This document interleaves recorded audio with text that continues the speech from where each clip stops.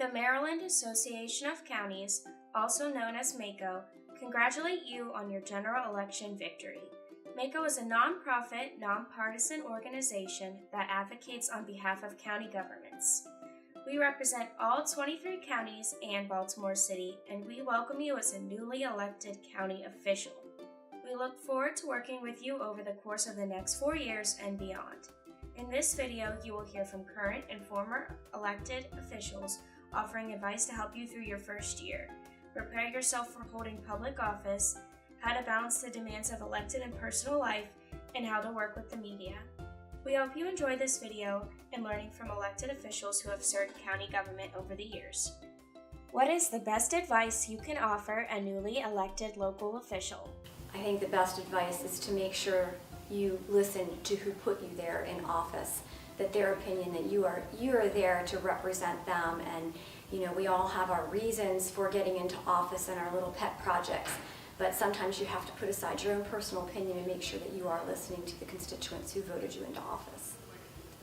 Well, what I would suggest is that it's going to be new to you. I would stop, I'd look, and I'd listen, and I wouldn't make any real assumptions till I found out some of the intricate details of what you're really getting yourself into. What was your biggest surprise during your first year as a county elected official? I think the first surprise was really how busy you are. You think, a lot of folks think politicians just have certain events to go to, but you really have to schedule your time. You're away from your family, you have events to do, but you also have the business of running your local government, adopting legislation. So I think scheduling and sorting out your time is one of the biggest surprises. I think my biggest first surprise about being in elected office was the amount and volume of work and the different kinds of issues that everybody had. I was always focused on education and thought that would be the leading issue, but understanding traffic concerns, understanding health and human services concerns, and still what goes on within our workforce development and economy. The list is really expansive, and so from that perspective, trying to be as knowledgeable as you can about all different kinds of issues is really going to benefit you at the end of the day. What has been your most rewarding experience as an elected official? I think for me it's helping folks that have both issues and concerns regarding the county, reaching out to them, getting back to them in a timely fashion. Nothing outstanding single issue, but just being available, on call, and the passion and the love of serving others. Trying to bring pieces of something that was desperately needed in my county. We had a situation with basically sewer going down Route 8, and learning and understanding what we had to do about that and trying to get both sides of this issue was very hard to put in perspective. The rewarding part was where we had worked with DNR, MDE, local government, and a bunch of citizens and the people that actually were property owners, and try and come up with a realistic solution to address a problem that by law had to be addressed within the Maryland's water implementation plan. What would you describe as your biggest challenge as a local elected official? The biggest challenge I would say would be, I'm very optimistic, but I certainly want everybody to be a part of the political process. So knowing that there are real issues in the community that need to have the voice of everyone, and you're not always getting that feedback, that has been somewhat of a challenge. But what I was able to do was garner some input from people through my community meetings, district meetings, and from that point I was able to be a stronger voice. But it is somewhat a challenge to sometimes get people out and really have their voice. I think the biggest challenge was knowing that I was doing the right thing. Sometimes you have to make a political decision. Sometimes you have to make a financial. Then with your family, doing the right thing. How do you balance the demands of your full-time employment and family with the responsibilities of your position as an elected official? Well, balancing your time, I think family has to come first, and you have to remember You can get caught up in the legislative process and at work, and it takes a lot of balancing. But I would always remind you to set aside some time for your family. When my son was younger, we always took Friday nights off as a night to go to the grocery store and go to a restaurant, but set aside a couple of days that are just for family, and keep them as kind of set aside so you don't push your family too far to the side. Balancing is huge. So what did I do? As I said, my youngest son, he was 2 when I was first elected to the county. And so what I've always made it a point to do is that I could not do any more than 3 nights out a week. That included the nights where I had my county council meeting, in addition to any boards, commissions, or public events that were going on. And that, for me, struck the balance because I worked full-time, certainly full-time mother, but also a county council person, and also had a part-time job. So had to figure out that balance, but certainly family priorities are first, and then second is the public service.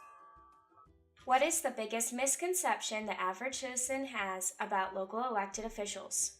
I think the biggest misconception is that we're not working for them, that we're somewhere working for other people, and that's a difficult thing. And hopefully, through the work that you do and the person that you are, you show them that you are working on their behalf, even on those occasions where they don't necessarily agree with what you're doing.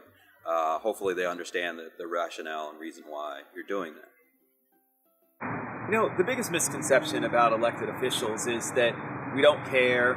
We only care about the big guy, the person who's got money, the lobbyist. In reality, the majority of meetings that I have, the majority of issues that we work on, are things that are brought up by individual community members who care about particular issues in their community and want to see things get done.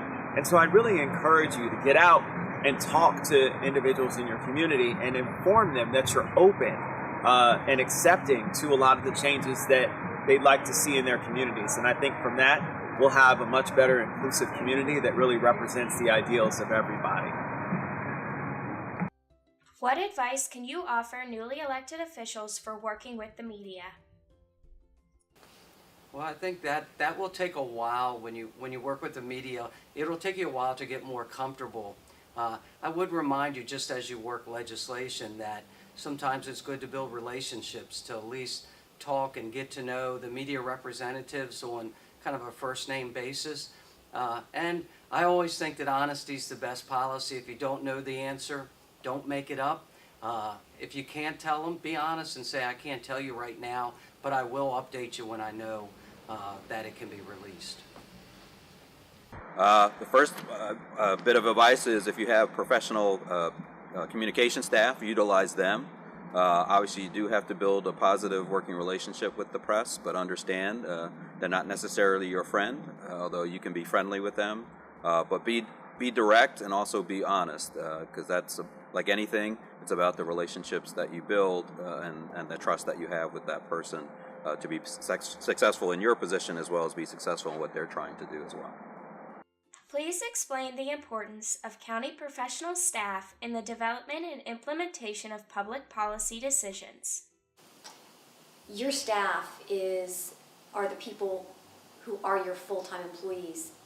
Most of the local elected officials are part-time. I understand some of the larger counties, you're paid a full-time salary and you have an office and you're there every day. But for most of us, we come in once every 2 weeks. We might have a work session, another work session throughout the month. You've got to make sure that you're making those hires, those department heads, and you have to trust them and their expertise, and you have to remember to listen to them. And even though they work for you, that they're the ones who are experts in their particular department, and you need to trust that their decisions and their recommendations to you. It's very important. So if I can tell you anything, it's to make sure that you have a great staff. I've had my staff now for 8 years that have been the exact same, and they've been a tremendous help to me in getting things done. It's really important to have professional staff who are ready to roll up their sleeves. They oftentimes represent you when you're not able to be somewhere, and so they always need to cast you in a positive light. They need to be understanding, compassionate, all of the things that you espouse as your persona needs to be embodied in your staff as well. So making sure that they're on time and courteous, but also making sure that they're really good at being able to research to get you all of the information that you need so that you can make well-informed decisions is incredibly important. A council member is never better than their staff. What was one of your successful initiatives or projects, and how did you gain support from your colleagues for its approval? Well, I think for me it was one very special project in particular was our Senior Citizens Center in Washington County. It was not without controversy, believe it or not. We spent several years looking at various locations and various formats.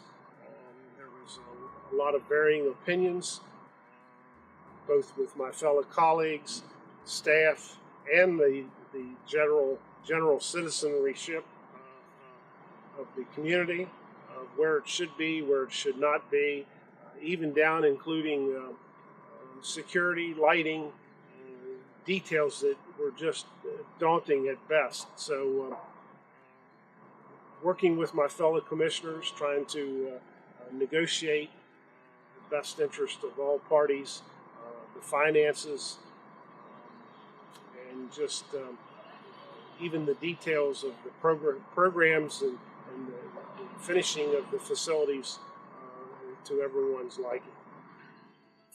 One of the most successful projects, I would say, it actually started while I was on the county council, and that would be West Salisbury Elementary School. That project had been on the table prior to me becoming a county councilwoman, and I shepherded through the process at the county level to constantly keep it in the faces of my colleagues, but also at the Board of Education.